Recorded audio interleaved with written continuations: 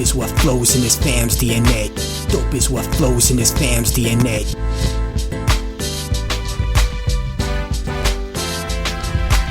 What's good, everybody, and welcome to Dope Interviews, brought to you by the Mighty 19 Media Group. I'm your host, Warren Shaw, and we are back for our first episode of 2023.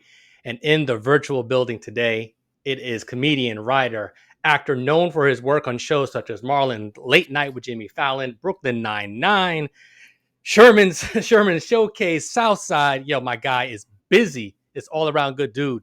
Diallo Riddle. Diallo, what's poppin', family? How you doing? I'm good, Warren. I really appreciate you having me. And whenever people say, "Oh, you know him from this," I'm always like, "Wow." I sometimes forget, some of this stuff, and some of the other things that I've done that I'm like, "Oh man, I wish somebody would run up to me on the street and be like, yo, are you that dude? Are you Dutch from Sherman Showcase?" Like, I'd be like, I would love that, but I always still get Marlon. I mean, like everywhere. I was just out with my kids yesterday at Universal City Walk, and this girl came up and she's like, "Are you a hugger?" And I was like, my wife is right here."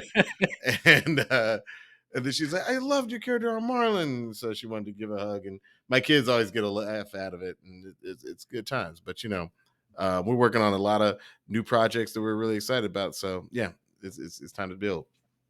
And we absolutely will get into some of that, Diallo. And again, I want to thank you for being so gracious with your time. So, as we were recording, or before recording, my man was finishing up some more work as well, too. And it took some time to join us here on Dope Interviews. So really excited about that. I want to kind of just jump into kind of Southside, right? Mm-hmm. So season 3 just wrapped. Yep. It is an amazing show. I've been watching Thank it you, since, man. I guess Thank it you. was on Comedy Central. And Wow. then I guess HBO took you it and over. 99,000 friends. Well, me and my wife, we found it one time. We're like, "Yo, what is this? But this is bananas." And it just kind of like we just kept building. So season 3 just wrapped, as we alluded to. What's been the reaction? And hey, man, is there a season 4 coming? Because the people got to know. Man, I'd love to make news on your show, but I can't. I actually had one of the writers on the show hit me up today, like, "When are we going to find out? When are we going to find out?" I don't know when we will find out, is the honest answer. But I do feel like with 3 seasons of the show, we've delivered 28 episodes of just, really solid, comedy. And that's not me patting myself on the back, because the show really comes together through the efforts of Bashir Salahuddin, who grew up on the South Side, who originally came to me and was like, "I want to do a show literally just about where I come from." Because most of the time we spend our time talking about, we want to do shows like in space and with, dinosaurs or vampires and stuff. But this was one time he's like, "I want to do a love letter to my city." And we had just finished doing 4 years of development on a show called Brothers in Atlanta, which we wanted to do at HBO back then. And we went through 3 administrations, of just like presidents of HBO, not, but we might have gone through we almost went through two administrations of U.S. government. President.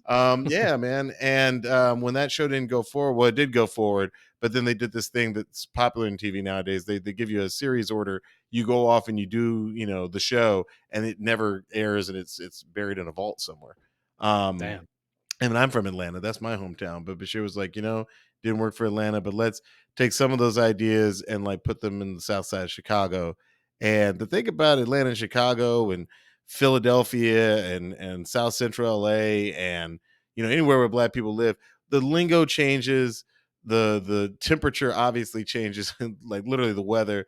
But, our people are kind of like, to grow up in an all Black family in Atlanta like I did, or an all Black family in Chicago like Bashir did, we didn't have diametrically different, upbringings, you know what I mean? So, Yeah. We were able to use those experiences and try and craft the kind of TV show that we just didn't see out there.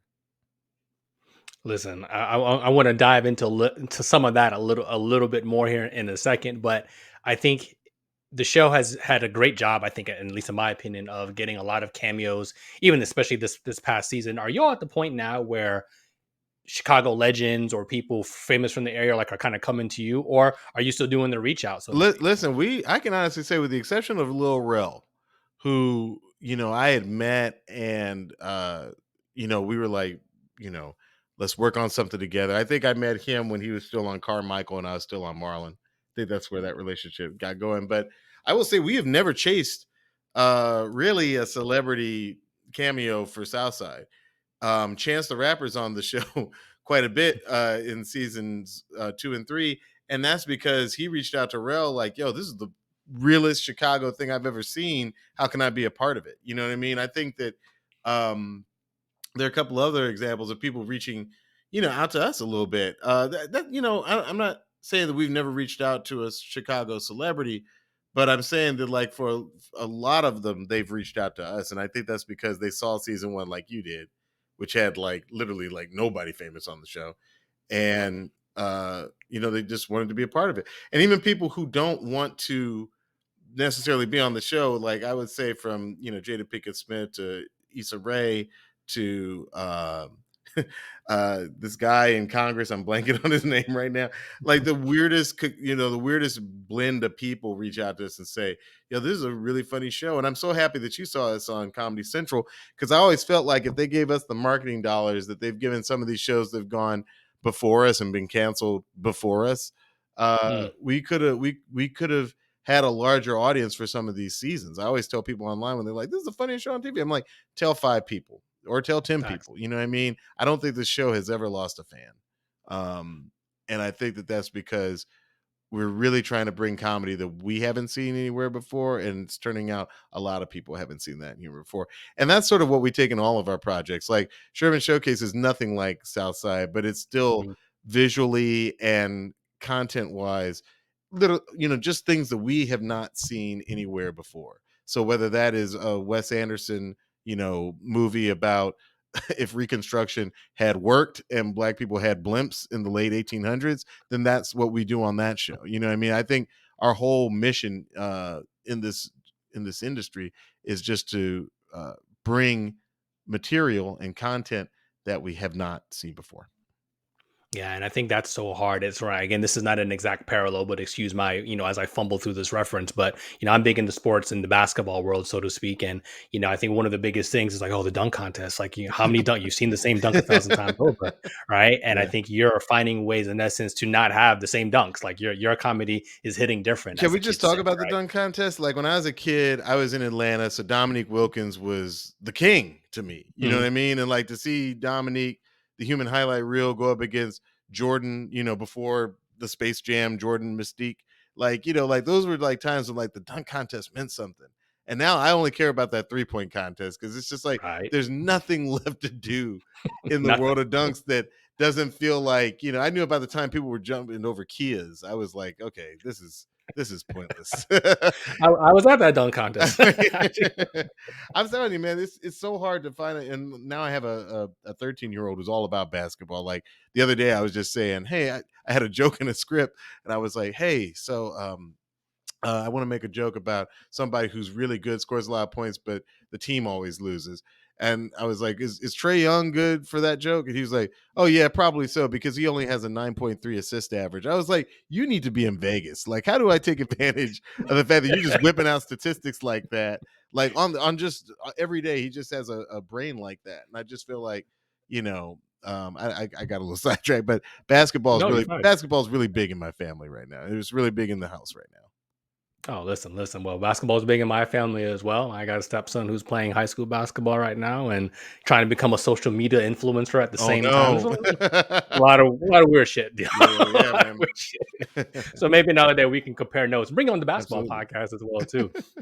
I wanted to get, yeah, getting back to the South Side. So it's so well done, right? Yeah. And I think when it's something like this, and this is of your creation and you and Bashir's creation, so to speak, is it possible for you to even have a favorite episode and or even favorite character so far?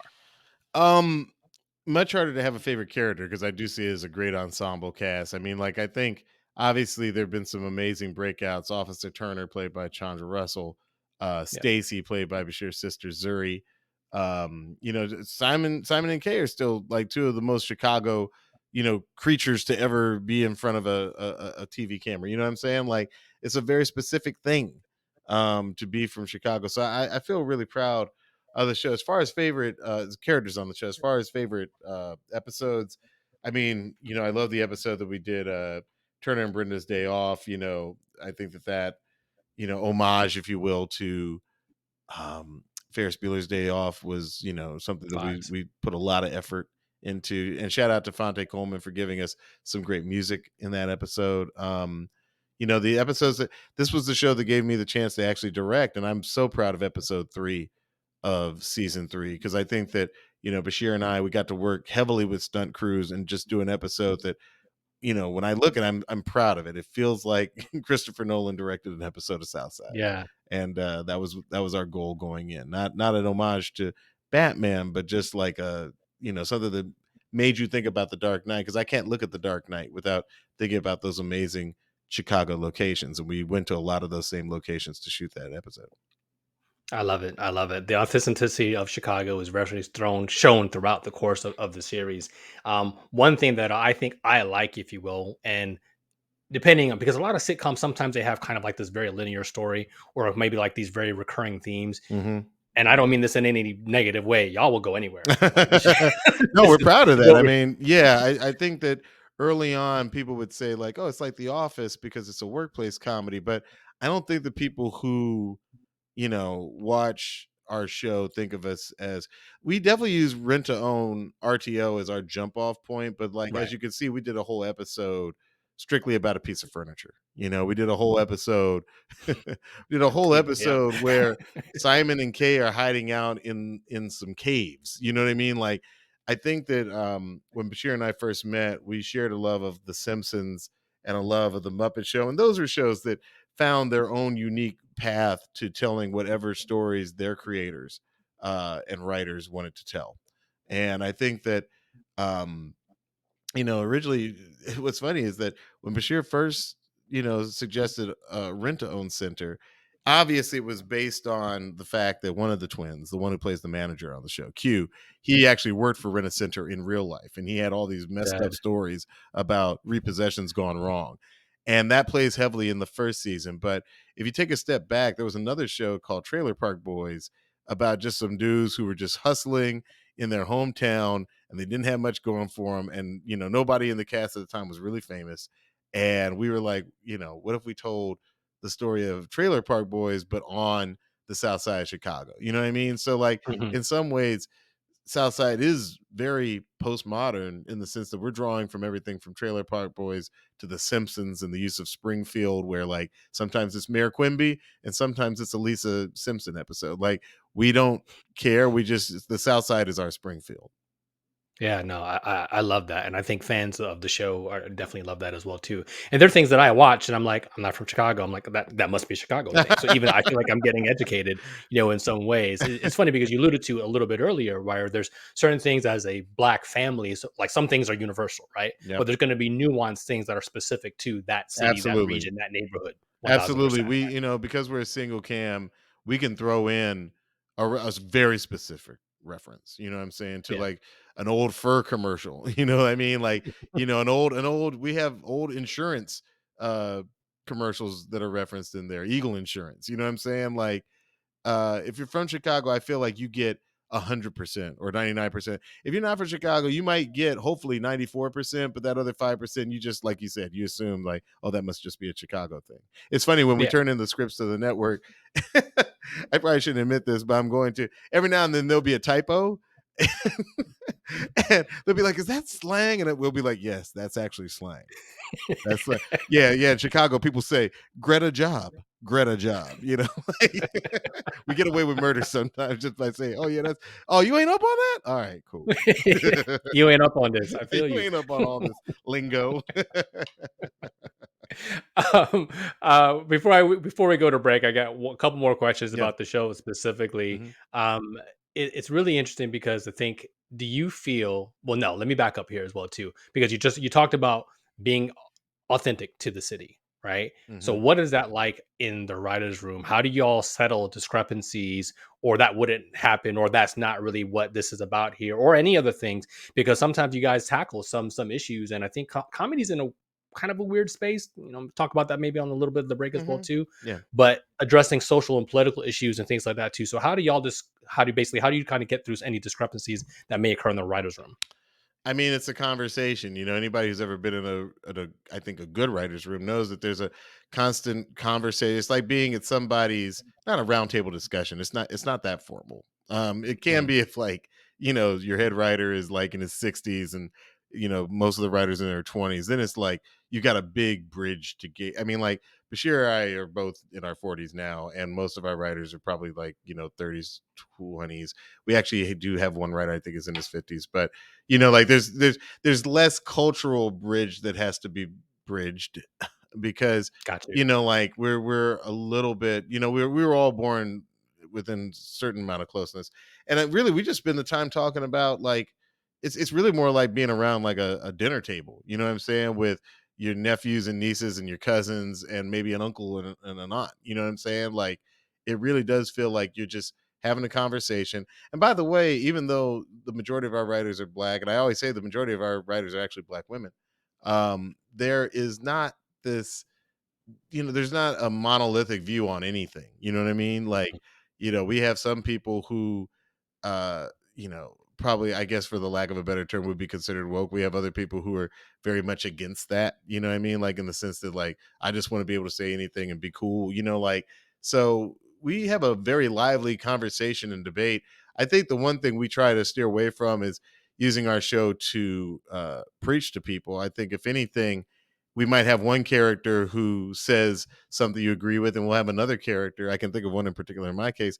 We have one character who said some stuff that really I did not like, but I said that was true to that character. And I think that's why our show ends up sort of representing all kinds of things. Like, we've had people on the show who are, extremely religious, and we have some other people who are extremely not, and I Wow. think that is we try to represent a community that has a lot of diversity within it. Awesome. Awesome. Let's take a quick break here. We're chatting with the great Diallo Riddle. We'll be right back here on Dope Interviews. This awesome show that you are listening to is sponsored by Rich Kid Money Bear Clothing. The Bronx-based company represents 1990s streetwear with a modern twist. Rich Kid offers high-end quality clothing at reasonable prices. They have t-shirts, hoodies, sweatsuits, and more for men, women, and kids like me. You can check them out at richkidmoneybear.com, and you can use the code 19media for a 15% discount. Okay, back to the show. And as always, this is a 19 Media Group presentation. And we're back here on Dope Interviews. We're chatting with writer, actor, producer Diallo Riddle. Make sure to follow him on social at Diallo. Good dude. Good stuff. Great conversation here thus far. Nice, baby. And we're going to take it a little bit, not to the dark side, but to maybe the more serious side. Because one of the things that I've definitely been paying attention as you've been talking to Diallo is like, there's the business to what you are doing. Like, you're producing entertainment, but there's a business side to it. And that business side isn't always that amazing, right? And there's some struggles and some challenges that come along with that as well, too. And I think, as somebody who's been in the business as long as you have been, and comedy, and we talked about this on the first segment, comedy has changed somewhat, and maybe the role of comedy has changed. How do you approach that role, and where do you think the state of comedy is currently? I don't know if this is a hot take. I think the state of comedy is fine. Nothing bugs me more than when I hear like an older writer, some of these guys who've been in the business for a while. I note that most of them are not black. They'll come to me and they'll complain like, you can't say anything anymore. And I'm just like, no, you just can't tell the same tired joke that's been told on TV since 1976. And I've read your script with black characters. They talk like they're in 1990s Compton. Like, I just think that with any kind of change, there's always going to be some turmoil. And I do think that, this industry is going through a lot of change. As a young, I don't know if I qualify as young anymore, but I think as a black content creator, I think it's a great time. When I first got into the business, it was all about, hey, there are like, 3 black shows on TV. Maybe you can go write for one of them for a few years. And maybe if you're good at that show, they might make your show. Well, I don't think that that's the case. There's been some contracting in the streaming field, but overall, due to the proliferation of shows due to streaming, I see friends of mine who've been very, very talented and languishing, quite frankly, in other people's rooms now getting the chance to do their own shows, or, people who have been great writers on our shows, get snatched up by Marvel and DC, to do projects that I don't think would have been handed off to a black writer in the past. So I think the status of comedy is perfectly fine. I know that people are like, oh, you can get canceled for saying anything. This is a hot take. I don't think cancel culture is a thing. I think it's a boogeyman used by people who don't want to hear from regular people. Hey, I didn't like that thing you said, or I didn't like that thing. I don't know anybody who's gone broke from it. I'll put it like that. You know Right. what I mean? Like when people were like, my son, same kid, came up to me and he was like, "Oh man, are you worried about getting canceled?" I was like, "Who's been canceled that you know of on your 13-year-old's radar?" He was like, "I don't know, Dave Chappelle, J.K. Rowling, Joe Rogan." I was like, "You're naming bazillionaires.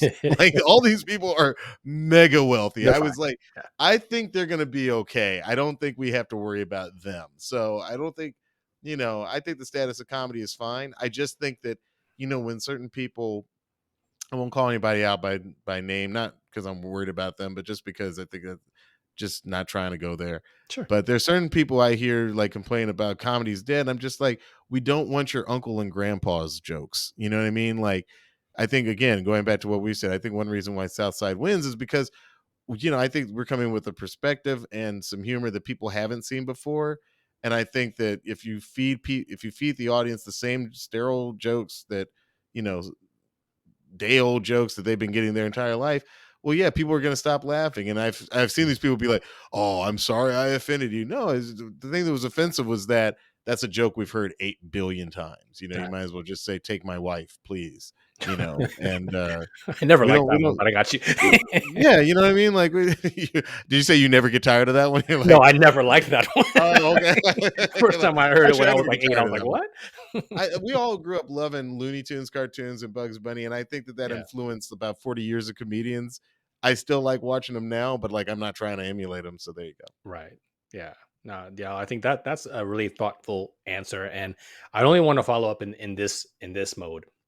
So would you say in essence that is it any better or worse, or is it just different? And that's okay. It's just different. It's It's not just better or different, worse. and we're coming out of, I think, between the baby boomers and Generation X or whatever you want to call it. I don't really subscribe to all that generation stuff because they're cool people in every age group, and they're whack people, quite honestly, in every age group. But I Mhm. would say they're we were fed a lot of the same kind of humor for, I'd say, somewhere between 1972, the end of the civil rights movement, all the way up until, maybe about 8 or 9 years ago. And then all of a sudden it became cool to be the kind of black people that I think that Bashir and I were when we met, back at Harvard in the late 90s. You know what I mean? Yeah. So because now, like, I look around and like my kids, like, it's cool to be into skateboarding and Japanese animation and all this stuff that didn't fly before because it was viewed as not black. And I think increasingly it's one of the reasons why we did a song called Black Nerd on Sherman Showcase this season, because and if you listen to the lyrics, nothing he says, it's not like he's like, I read Octavia Butler, and it's not like a series of like other black nerddom. No, it's just like, I like Georgia O'Keeffe. You know what I mean? Like, I think it's important to point out that, like, you know, let black people do their thing. You know what I mean? And I think that for 4 decades at least in the culture, there was this sense of, that ain't black. This is white people do this, black people do that. And I think that we finally got away from that somewhere middle of last decade. And I, you know, the pandemic definitely slowed things down a bit, but now that things are picking back up, I'm crossing my fingers and hoping that we continue to sort of push the boundaries and push things forward, because I think it's just so important that people be allowed to be who they are. Oh man, I love it. I love it. I really like nobody's any one thing, and I think those old stereotypes of hey, this is black and this is white or this is whatever, is that we're past that, and I love the fact At that least in the comedy sense, you can't make people laugh with that stuff anymore. You know what I mean? Like, yeah, actually, no, I shouldn't say that. You can make people laugh with anything, truthfully, if it's well told and people think it's the truth. So really, in some ways, comedy is just a reflection of where the culture is. And I think a lot of times when you hear people say, "Oh, comedy is dead," well, maybe, comedy written by one type of person that's going to have to be accepted by every single person in society has changed, but we're a changing society. And the same way that we get our news from different sources, and we, you know, everything on TV is competing with everything on streaming, competing with everything on your phone, right down to, TikTok and YouTube. yeah. It's competing with a lot more stuff. So no, comedy's not dead. It's just like everything else, it's probably a little more spread out. I think again, well thought out answer. So you've talked a little bit about, kind of where that is currently right now. What would you say is your biggest challenge to date, or your biggest challenge with the industry, so to speak? truthfully, my challenges are a lot more like your typical content creators challenges than necessarily your black content creator challenges. In other words, there's always like this point where you can get people really excited to invest in a project, but it's really hard to get it across the finish line. It's hard to get, Mhm. yes, we will make 10 episodes of this show, and even if you get that, it's hard to get them to say, we will make 10 more episodes of this show. Like, I do think, quite frankly, there are still not enough people of color in the chair that gets to make these decisions. Although I'd point out that sometimes you get a black person in that chair and they don't necessarily want to be the person to greenlight other black shows because they want to, create this image that they're just greenlighting the black shows. I mean, Yeah. like, it gets mad complicated, is what Yeah. I'm saying. So all I'd say on that front is I just want to give, you know, the things that live in my imagination the chance to breathe. And more importantly, as I'm getting on in this field, when I work with a writer who's really funny on Southside, I'm like, well, what show do you want to do? And they'll tell me. And then I go back into the studio and I'm like, we need to shop this person's idea to a network because we think that they're really good. And then sometimes I just get with people who we were always supposed to work with, but never got around to it. I remember when we were first starting Brothers in Atlanta before Insecure, but after Awkward Black Girl, Hmm. we were supposed to have Issa Rae as one of the writers on Brothers in Atlanta. Wow. She chose wisely. She developed her own show. you know, at the time we had a lot of heat, and she was like, "Oh, I'm just gonna do this show." And we were like, "Okay, cool." Now we are working with Issa on something, and it's in the youngest of phases. But with any luck, by maybe the middle of the year, we could have something fun to announce. So we're just gonna keep pressing forward with people that we like, people that we are mentoring, and of course our own ideas. We have feature ideas that we're going to be shopping through Paramount pretty soon. So Vibes. just staying busy, man. And features is weird. I wish there was like I think that there should be like a podcast or some kind of platform where black creatives can just talk about not what it's like necessarily to be black in this business, but just the business itself. Think of it as almost as like CNBC for like the business, because features are weird right now. Features are in a really weird place. Like, everybody who's got a story to tell wants to tell it in 6 to 10 episodes. And the idea that you're going to tell everything about this, you're going to introduce the character, make it compelling, and get out of there with something that means something, in essentially 3 episodes. You know what I mean? Like an hour and a half.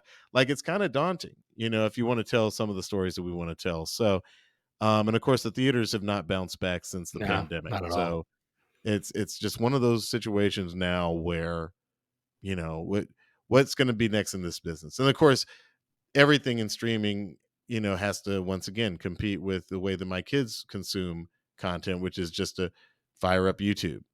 They fire up YouTube, they fire up TikTok. I told him one time, I was like, hey, can you guys watch something with a script? Because that's how we pay for this house. Can you guys Right. watch one thing Help us out. with You contribute. a script and some characters, or are you just gonna watch these kids react to something my kids will watch other kids react to something they saw on YouTube. It's soul sucking. It's depressing. I was so happy when Wednesday came out over Christmas break because we all sat down as a family and watched Netflix, that. We yeah. had a good time with it. Yeah. But yeah, it's just, you can't assume that this next generation is going to understand what even a script is. So, you know, uh, interesting times. No, definitely real talk there. So you talked about the challenge, if you will, too. So let's, before we close up here, and on a two happy notes, if you will, or I want to kind of reminisce with Okay. you. But Okay. first thing, Because I'm a is your writer. I'll end on a down note. It's like a dream of mine. your greatest accomplishment, right? Like, what do you feel is like, hey, you know what? Hey, I'm satisfied. I'm really excited that I got to do this, work with that person, or helped this person, maybe even in their career. Like, kind of like what fuels you, and what do you think has been your greatest accomplishment to date? Man, greatest accomplishment today. I mean, like, I was telling my wife this last night. Like, I know it sounds wild to some people who are like, yo, you doing so good. I don't feel like I've done anything that I want to accomplish yet. Really? To quite be told. Like, I there's so many projects that I really want to see happen. I would even say, ask me that question again in 12 months. I'd love to know of the 5 or 6 projects that we have in development. Will we come out this year with 5 or 6, 7 shows, or will we come out with none? I don't know. But I know that this next wave of shows, in addition to Sherman's and Southside, this next wave of shows, I think, we have the chance to really hit and land in ways that I don't think, through no fault of their own, these first 2 shows have done. I think these first 2 shows, talk to the New Yorker, talk to the New York Times. They love Sherman Showcase. They love Southside. But I want that show that like really just moves the culture. I think that, I know Quinta. I'm so happy to see what she's been able to accomplish with Abbott Elementary. And I want to do something that similarly people laugh at, people talk about, and is going to be around for a while, so that I could just focus on, what we're going to do with the platform instead of constantly this race of, like, will y'all please promote the show? Will y'all please advertise it? Because my little Instagram follow, like, I love them, but like it can't be left up to me. I know that you guys have money because I saw you spent it on the Dragon show. You know what I mean? Like, wow. Oh, shots. There are lots of shows with dragons. I would point out. Lots of shows with dragons. Don't get me in trouble. Oh, Diallo. I mean, again, I think before we close out, I wanted to ask you this. Some of your favorite shows of all time, sitcoms, some of the things that maybe you grew up Comedies? on as well, too. Cool. Because, for some reason, as soon as people ask me that, my mind immediately goes to a bunch of dramas. But my favorite comedies of all time. Well, I guess I'll break it down like this. In the broadcast space, I was a huge fan of Cheers and Frasier and Family Ties, The Cosby Show. We didn't know. Yeah, we didn't know. Cosby Show. Frank's Place was a really, was a show that was popular in my house. That's when you got to really look up. That's Tim Reed before Sister, and it was a great show. It was a great show. It never really found its following. The Richard Pryor sketch show, which, sort of pointed the way to eventually the Chappelle Show, was another, great comedy moment. And then in the single cam space, a little bit harder because, by that point I'm working in Hollywood, and but I liked How I Met Your Mother and some of those other shows. But the single cam comedy space I haven't always loved, because sometimes I think it's easy to write soft jokes and just be convinced that they're great jokes because you don't have to write with an audience in mind. But I think, obviously Curb Your Enthusiasm, love that show. Seinfeld is multicam, but it's one of the goats. And I think those are the ones that I'll put out there for now. Awesome. Yeah. Diallo, I think, again, you're an insightful dude, and we are so excited that you were able to spend a couple minutes here with us as well here on Dope Interviews, talking about your success, talking about the industry as well, too. And I'm really personally excited about what you have in store. You have a fan for life, even if it's just me, but I've told 5 people about, Southside, including my wife and some of her friends as well, too. And, we have some people who are like, yo, that show was really, really dope. So I gotta get on my grind here on Sherman Showcase and really catch that one out as well, too. And I'll definitely hit you up where I'm pretty sure that Sherman's will debut on Hulu February 1st, which, first day of Black History Month. So we'll make Black History with season 2 of Sherman Showcase. There you go. Love it. Love it. Love it. That is all the time we have for today. Be sure to follow Diallo on all social at Diallo. Check out Southside on HBO Max. Check out Sherman Showcase. Again, I'm your host, Warren Shaw, man. And this has been another dope interview. And we're out. Together we stand, divided we never. The vision is one, striving for the better. Working as a team, working toward a dream. It's not even work when the team is the dream. On a united front, we got our own back. A band of brothers to counteract any attack. One heart in fact, forget what the blood say. Dope is what flows in this fam's DNA. So let's do it for the love, give to the max. Listen to opinion, but react to facts. And remember that together with a shh, but separate, just pieces of it.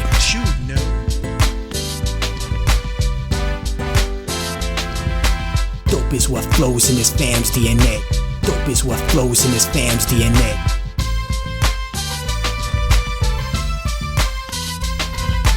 Family represent like a tree with names on it. We're free, no chains on it, relieved. The pain's gone, I can see. We come together like questions on the quiz. Mojo Flow and Viz, man, you know what it is. And if ignorance is bliss, you're gonna hate this lesson. Organized intellect like a tropical depression. My symbol is the cross, a mic and ghost peppers. Cause I'm just a black sheep growing up to be a shepherd. Moonlighting as a weapon to protect the children. Every brother is a father, dynasties we're building. Max, J and K, Bay, and Isaiah, next level of the family foundation, understand me?